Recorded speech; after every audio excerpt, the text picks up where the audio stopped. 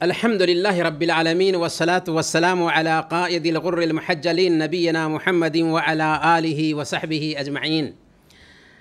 محترم بھائیوں اور دینی بہنوں، السلام علیکم ورحمۃ اللہ وبرکاتہ۔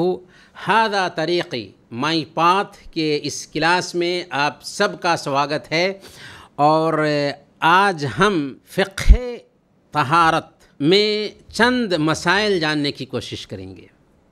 پاکی صفائی کے مسائل میں سے چند مسائل جاننے کی کوشش کریں گے۔ اس سلسلے میں سب سے پہلا مسئلہ ہے جرابوں پر مسح کرنا، یعنی موزوں پر مسح کرنا۔ اگر پاؤں کے موزے چمڑے کے ہوں تو انہیں خف کہتے ہیں، اور اگر وہ چمڑے کے علاوہ اون، روئی اور کپاس وغیرہ سے بنے ہوں تو انہیں جورب کہتے ہیں۔ اگر جورب بھی پاؤں کو ڈھانپتا ہے تو وہ بھی خف کی جگہ لے گا، اور اس طریقے سے ہر قسم کے موزے پر مسح کرنے کی گنجائش ہے۔ موزے پر مسح کرنے کا حکم کیا ہے؟ تو اگر کسی آدمی نے موزے پہن رکھا ہے اور وضو کرنے کا ارادہ رکھتا ہے تو اس کے لیے موزوں پر مسح کرنا دو شرطوں کے ساتھ جائز ہے۔ پہلی شرط یہ ہے کہ اس نے طہارت کی حالت میں موزے پہنا ہو، یعنی وضو کی حالت میں وضو کرنے کے بعد موزے پہنا ہو، اور دوسری شرط یہ ہے کہ دونوں پاؤں کو ڈھانپے ہوئے ہو ایڑیوں کے ساتھ، ایڑیاں بھی کھلی ہوئی نہ ہوں۔ مسح کرنے کا طریقہ کیا ہوگا؟ تو موزوں پر مسح کرنے کا طریقہ یہ ہے کہ ہاتھ کو پانی سے بھگائیں اور پھر دونوں ہاتھوں کی انگلیاں موزے کے اوپری حصے پر مسح کرنے کے لیے استعمال کریں۔ یوں کر لیں، پیر پر اوپری حصے پر مسح کر لیں، اوپری حصے پر ہاتھ پھیر لیں، ہاتھوں کو بھیگا کر کے مسح ہو گیا۔ مسح کی مدت کیا ہے؟ تو مقیم کے لیے جائز ہے کہ وہ 1 دن اور 1 رات یعنی 24 گھنٹے اپنے موزے پر مسح کرے، اور مسافر کے لیے 3 دن اور 3 رات یعنی 72 گھنٹے مسح کرنا جائز ہے۔ اور مسح کرنے کی شروعات کب سے ہوگی؟ تو وضو ٹوٹنے کے بعد جب پہلی بار مسح کریں گے تو اس وقت سے مسح کی مدت شروع ہوگی۔ وضو ٹوٹنے کے بعد جب پہلی مرتبہ مسح کریں گے تو اس وقت سے مسح کی مدت شروع ہوگی۔ ایسا نہیں کہ وضو کر کے موزہ پہن لیا تو اسی وقت سے مدت کی شروعات ہو گئی، نہیں، بلکہ وضو ٹوٹنے کے بعد جب آپ پہلی مرتبہ مسح کریں گے تو اس کے بعد سے مقیم کے لیے جو اپنے ملک میں ہے 1 دن اور 1 رات، اور مسافر کے لیے 3 دن اور 3 رات کی رخصت ہے۔ مسح کو توڑ دینے والی چیزیں کیا کیا ہیں؟ پہلے نمبر پر مسح کی مدت ختم ہو جانا۔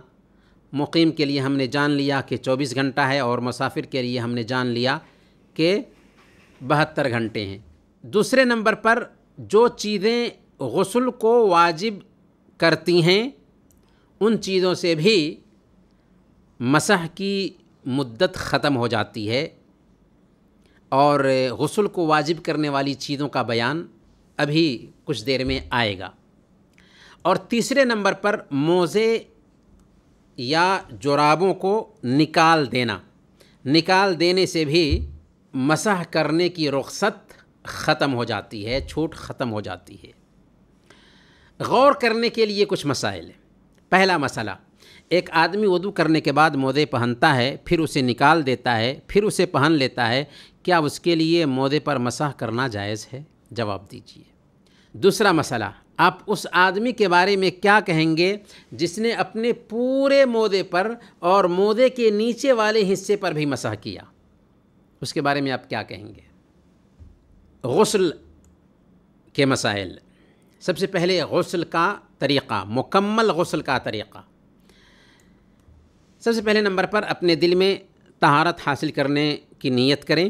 دوسرے نمبر پر بسم اللہ کہیں۔ تیسرے نمبر پر اپنے دونوں ہاتھ دھوئیں۔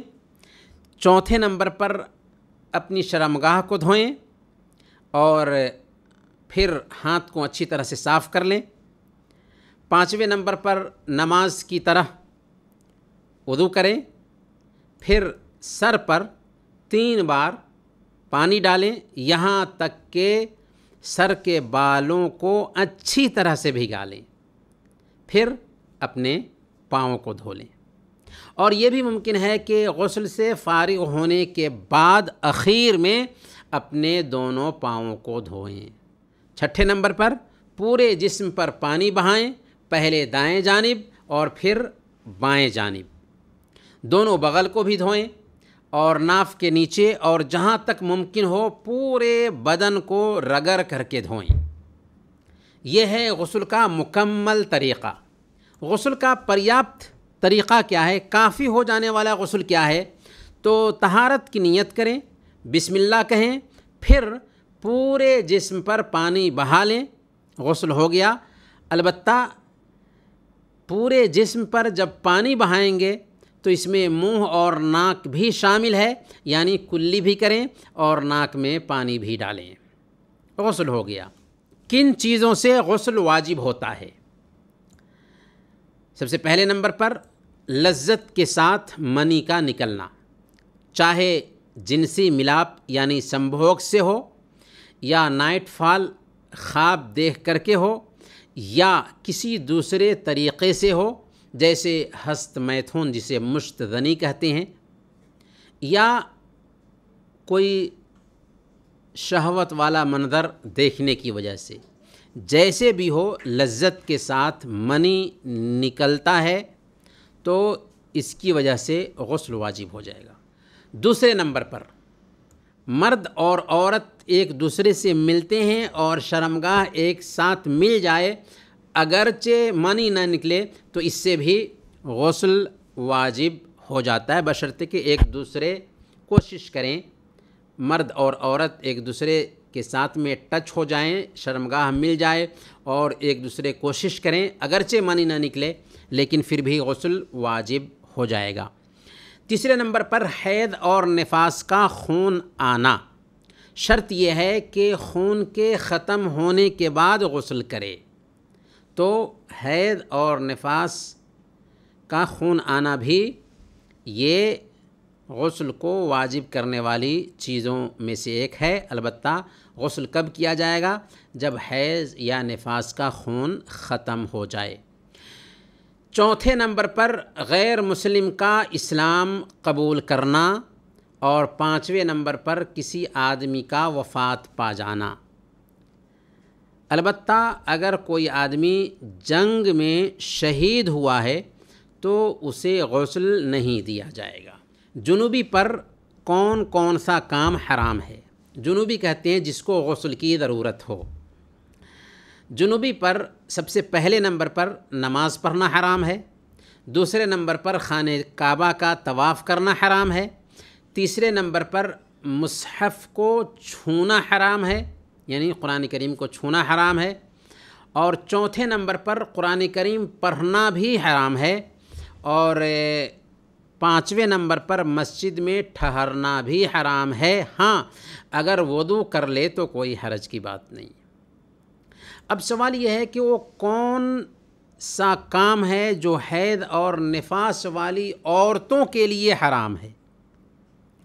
تو پہلے نمبر پر نماز پڑھنا حیض اور نفاس کی حالت میں حرام ہے، اور جو نمازیں چھوٹیں گی حیض اور نفاس کی حالت میں ان کی قضا بھی نہیں کرنی ہے، ان کی ادائیگی کی بھی مانگ نہیں ہے۔ دوسرے نمبر پر روزہ رکھنا حرام ہے حیض اور نفاس کی حالت میں، البتہ چھوٹے ہوئے روزوں کی قضا، ان کی ادائیگی ضروری ہے بعد کے دنوں میں۔ تیسرے نمبر پر خانہ کعبہ کا طواف کرنا حرام ہے حیض اور نفاس والی عورت کے لیے۔ اور چوتھے نمبر پر مسجد میں ٹھہرنا حرام ہے حیض اور نفاس والی عورت کے لیے۔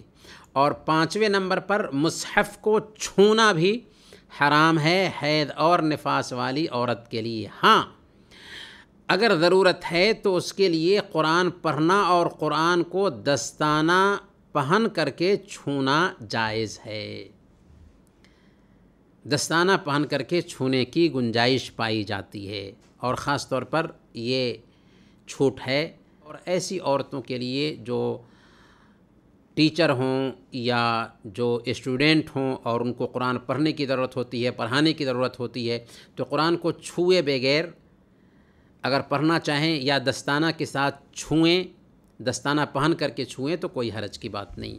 اور چھٹے نمبر پر سنبھوگ کرنا بھی حیض اور نفاس کی حالت میں، یعنی جسمانی تعلق قائم کرنا شوہر بیوی کا، یہ بھی حرام ہے۔ غور کرنے والے مسائل۔ سب سے پہلے نمبر پر اگر کوئی مرد اپنی بیوی کے ساتھ جنسی ملاپ یعنی سنبھوگ کرے اور پھر قرآن پڑھنے کا ارادہ کرے تو اس پر کیا لازم ہوتا ہے، اس پر کیا ضروری ہوتا ہے، بتائیے۔ دوسرے نمبر پر ایک عورت کو حیض آیا، پھر اس کا حیض ظہر کی نماز کا وقت ختم ہونے سے پہلے ختم ہو جاتا ہے، تو اب وہ عورت کیا کرے گی؟ حیض، استحاضہ اور نفاس کے احکام۔ حیض، استحاضہ اور نفاس کے احکام کیا ہیں اس کو ہم جانیں گے۔ نفاس کہتے ہیں بچے کی پیدائش کے دوران یا اس سے پہلے یا بعد میں حاملہ عورت کا خون۔ حمل والی عورت کو جو خون بچے کی پیدائش سے 1-2 دن پہلے آتا ہے، اسے علماء نفاس کا خون مانتے ہیں، اور کچھ علماء نہیں مانتے بلکہ خراب خون مانتے ہیں۔ ہاں، اگر پیدائش کی پہچان کے طور پر ہے، یعنی درد ذہ، درد وغیرہ شروع ہوا اور اس کے بعد خون آتا ہے، تو بہرحال یہ خون نفاس کا خون ہی سمجھا جائے گا۔ اگر درد سے پہلے خون آتا ہے تو یہ خراب خون سمجھا جائے گا، اور ایسی حالت میں نماز وغیرہ پڑھنا ضروری ہوگا۔ استحاضہ کیا ہے؟ لگاتار ریڈ کلر کا خون جاری رہنا جو ماہواری کے خون سے رنگ، نرمی اور بدبو میں بالکل الگ ہوتا ہے، اور یہ بیماری کا خون کہلاتا ہے، اسے ہم استحاضہ کہتے ہیں۔ حیض کیا ہے؟ عورت کے گربھ سے، عورت کے رحم سے نکلنے والا نیچرلی خون جو کالا اور گاڑھا ہوتا ہے، اور ہر عورت کو مہینے میں 1 مرتبہ آتا ہے۔ نفاس، استحاضہ اور حیض کے نکلنے کا کیا وقت ہوتا ہے؟ تو نفاس کا خون بچے کی پیدائش کے 1 دن، 2 دن یا 3 دن پہلے، یا پیدائش کے دوران، اور اس کے بعد جو خون ہوتا ہے اسے نفاس کا خون کہتے ہیں۔ اور ہم نے تفصیل بتا دیا کہ اگر درد کے ساتھ یہ خون آتا ہے ولادت سے پہلے، پیدائش سے پہلے، تبھی وہ نفاس کا خون سمجھا جائے گا۔ اگر درد کے ساتھ نہیں آتا ہے تو اسے نفاس کا خون نہیں سمجھا جائے گا۔ جبکہ استحاضہ کے خون کے لیے کوئی مقررہ وقت نہیں ہے، کیونکہ یہ اصل میں بیماری کا خون ہے جس کا شکار کچھ عورتیں ہو جاتی ہیں، تو ایسی حالت میں ان کے لیے نماز روزے ضروری ہے۔ نماز روزے بھی معاف نہیں ایسی حالت میں جبکہ ایک عورت استحاضہ کی حالت میں ہو۔ اور حیض 9 سال کی عمر سے لے کر زیادہ سے زیادہ 50 سال کی عمر تک آتا ہے۔ یعنی اس کی شروعات 9 سال کی عمر میں ہو جاتی ہے، کسی کو 10 سال کی عمر میں آتا ہے، کسی کو 12 سال کی عمر میں آتا ہے، کسی کو 13 اور 14 سال کی عمر میں بھی آتا ہے، لیکن کم سے کم عمر 9 سال ہے اور زیادہ سے زیادہ عمر 50 سال ہے۔ اس کے بعد بھی حیض کا خون آ سکتا ہے، کسی کسی کو ایسا ہوتا ہے۔ نفاس، استحاضہ اور حیض کی مدت کیا ہوتی ہے؟ تو نفاس کی مدت زیادہ سے زیادہ 40 دن اور کم سے کم کی کوئی حد نہیں، یعنی زیادہ سے زیادہ نفاس کی مدت ایک عورت 40 دن تک شمار کرے گی۔ 40 دن کے بعد اگر خون آتا ہے تو اس کو فاسد خون سمجھا جائے گا۔ زیادہ سے زیادہ 40 دن اور کم کی کوئی حد نہیں ہے۔ اگر 10 دن میں بھی خون بند ہو جاتا ہے تو عورت کے لیے ضروری ہے کہ وہ غسل کر کے نماز روزے کی ادائیگی شروع کر دے۔ رہی بات استحاضہ کی، تو اس کی کوئی مدت مقرر نہیں ہے، کیونکہ ہم نے جان لیا کہ یہ بیماری کا خون ہے اور کبھی بھی آ سکتا ہے، اور ایسی حالت میں ایک عورت کے لیے نماز پڑھنا ضروری ہے، روزے رکھنا بھی ضروری ہے۔ اور حیض کی کم سے کم مدت 1 دن اور 1 رات ہے، نارمل مدت ہر مہینہ 6 یا 7 دن اور زیادہ سے زیادہ مدت 15 دن ہے، اور عام طور پر 6 یا 7 دن زیادہ تر عورتوں کو منتھلی پیریڈ آتا ہے۔ نفاس، استحاضہ اور حیض سے کیا واجب ہوتا ہے؟ نفاس کے ختم ہونے کے بعد غسل کرنا واجب ہوتا ہے پہلے نمبر پر۔ دوسرے نمبر پر چھوٹے ہوئے روزوں کو قضا کرنا ضروری ہوتا ہے۔ اگر استحاضہ کی حالت میں ایک عورت ہو تو ہر نماز کے وقت اس کے لیے وضو کرنا واجب ہوتا ہے، اور ان دنوں کا روزہ رکھنا بھی استحاضہ کی حالت میں درست ہے۔ یعنی ایک عورت اگر استحاضہ کی حالت میں ہے، اس کو بیماری کا خون آ رہا ہے، تو وہ ہر نماز کے لیے وضو کرے گی، تازہ وضو کر کے نماز پڑھے گی، لیکن وہ روزے رکھ سکتی ہے۔ اور حیض کے ختم ہونے کے بعد نفاس کے جیسے ہی غسل کرنا واجب ہوتا ہے پہلے نمبر پر، اور دوسرے نمبر پر چھوٹے ہوئے روزوں کی قضا دوسرے دنوں میں ضروری ہے، یعنی دوسرے دنوں میں ان چھوٹے ہوئے روزوں کی قضا کرنا واجب ہے۔ نفاس، استحاضہ اور حیض سے کیا حرام ہوتا ہے؟ تو نفاس اور حیض کی وجہ سے، نفاس کی وجہ سے اور حیض کی وجہ سے کیا چیزیں حرام ہوتی ہیں؟ پہلے نمبر پر نماز پڑھنا حرام ہے، روزہ رکھنا حرام ہے، طواف کرنا حرام ہے، قرآن مجید کو بغیر کسی حائل کے چھونا حرام ہے، 5ویں نمبر پر مسجد میں رہنا حرام ہے، ٹھہرنا حرام ہے، اور 6 نمبر پر سنبھوگ کرنا یعنی شوہر بیوی کا ایک دوسرے سے ملنا حرام ہے، لیکن ایک دوسرے کے ساتھ میں سو سکتے ہیں، کوئی حرج کی بات نہیں۔ جسمانی تعلق قائم کرنا حرام ہے، جبکہ استحاضہ والی عورت پر کوئی چیز حرام نہیں۔ استحاضہ والی عورت کے لیے نماز پڑھنا ضروری ہے، روزہ رکھنا بھی اس کے لیے ضروری ہوگا، اور شوہر بیوی کا تعلق بھی ہو سکتا ہے، کیونکہ یہ بیماری کا خون ہے۔ نفاس، استحاضہ اور حیض کے احکام کیا ہیں؟ تو حیض والی عورت کے لیے سب سے پہلے نمبر پر ڈیلی کا جو کام ہے وہ سارا کام کرنا جائز ہے۔ دوسرے نمبر پر اپنے شوہر کے ساتھ سو سکتی ہے، لیکن جسمانی تعلق جس کو سنبھوگ کرنا کہتے ہیں وہ قائم نہیں کر سکتی۔ اور اگر عورت استحاضہ کی حالت میں ہے تو طواف کرنا چاہتی ہے یا مسجد میں نماز پڑھنا چاہتی ہے، تو ایسی چیز پہن کر کے طواف کرے یا نماز پڑھے جو اس کے کپڑے یا مسجد کو ناپاک ہونے سے بچائے رکھے۔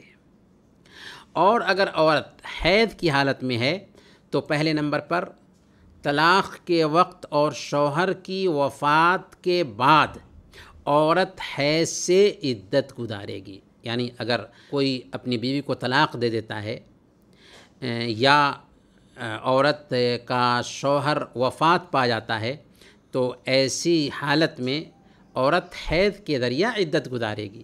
طلاق کی عدت 3 حیض ہے، اور شوہر کی وفات کی عدت جو ہے نا 4 مہینے 10 دن ہے۔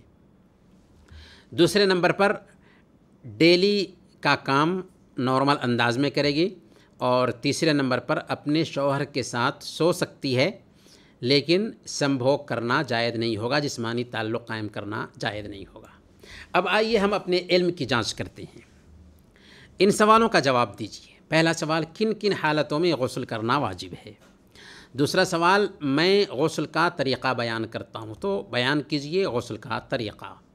تیسرے نمبر پر، کیا جنوبی یعنی جس کو غسل کی ضرورت ہو، جنوبی کے لیے نماز پڑھنا یا کعبہ کا طواف کرنا جائز ہے یا نہیں ہے؟ چوتھا سوال، کن کن چیزوں سے وضو ٹوٹ جاتا ہے، ان چیزوں کو بیان کیجیے۔ اب ہے صحیح سینٹینس سے پہلے صحیح کا نشان اور غلط سینٹینس سے پہلے غلط کا نشان لگائیں۔ پہلے نمبر پر، وضو کرنے والا اپنے سر کا مسح کرے، پھر اپنے دونوں ہاتھ کوہنیوں سمیت دھوئے، صحیح ہے یا غلط؟ دوسرے نمبر پر، اگر کوئی آدمی وضو کرے اور نماز پڑھنے سے پہلے گیس نکل جائے تو اسے دوبارہ وضو کرنا ہوگا، صحیح ہے یا غلط؟